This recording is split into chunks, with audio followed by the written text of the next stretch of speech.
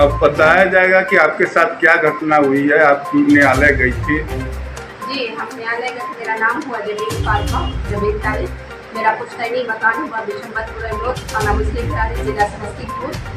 मेरे दादा का नाम हुआ फैजाक अहमद एलिया, जो बिशम्बरपुर रोड के निवासी थे, जिन्होंने अपने पीछे तकरीबन सैकड़ों बीघा ज़मीन छोड़कर गए और वो और मेरी दादी अनीस फातिमा दोनों की मौरूसी जायदाद थी हम लोगों की, जिसका बंटवारा नहीं हुआ था।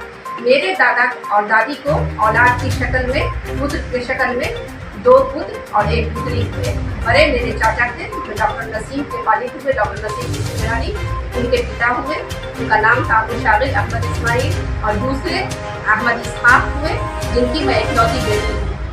हम दोनों माँ बेटी ने मिलकर 1/7/2004 को बंटवारा मुकदमा 129/2004 पटिवादी संख्या 1, जो डॉक्टर नसीम मोहम्मद खुर्शीद आलम, डॉक्टर नसीम शादी हुए। ऐसे तो उनके कई नाम हैं, कितना नाम मैं बताऊं। और एक जो शमीम वकील, जो अबूशागिर अहमद इस्माइल मेरे चचा के बेटा थे, उनकी बेटी नाजरा, उस पर हमने और मेरी माँ ने तकरीबन 300 बीघा ज़मीन पर बंटवारा मुकदमा दायर किया, जिसमें 14/2/2007 को इंजेक्शन ऑर्डर पारित हुआ न्यायालय से। तमाम ज़मीन, दुकान, मकान सब पे वो स्टेटस लग गया 14/2/2007 में।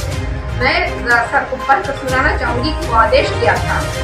वो आदेश था कि उभय पक्षों के निषेधाज्ञा आवेदन पर सुनवाई के क्रम में उभय पक्षों ने सहमति व्यक्त किया है कि यदि दोनों पक्षों के विरुद्ध विवादित जमीन पर निषेधाज्ञा लगाया जाए तो उन्हें कोई आपत्ति नहीं है, जिसके संबंध में उनके द्वारा अलग अलग आवेदन पत्र दिया गया है। मतलब हमने भी दिया आवेदन निषेधाज्ञा के लिए और प्रतिवादी लोगों ने भी दिया गया है। उभय पक्षों के द्वारा दिए गए आवेदन के आलोक में point to be noted sir, उनकी सहमति से, मतलब मेरी भी सहमति थी और प्रतिवादी दल की भी सहमति थी, डॉक्टर नसीम की, उनकी सहमति से वादग्रस्त एराजी एवं रिहायशी मकान, जिसका विवरण वाद पत्र के मत संख्या 2/4 में दिया गया है, जिससे उभय पक्षों के विरुद्ध वादग्रस्त एराजी अंतरण करने, उसकी भौतिक संरचना में परिवर्तन करने, रिहायशी मकान को गिराने तथा उसकी भौतिक संरचना में परिवर्तन करने से उभय पक्षों को रोका जाता है तथा वाद के अंतिम निस्तारण तक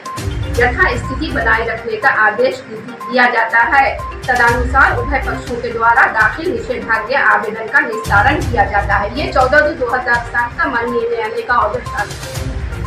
इन्होंने प्रतिवादी दल ने क्या किया कि इसकी डिसओबीडियंस किया, जानते बूझते उसकी अवहेलना कर रहे थे।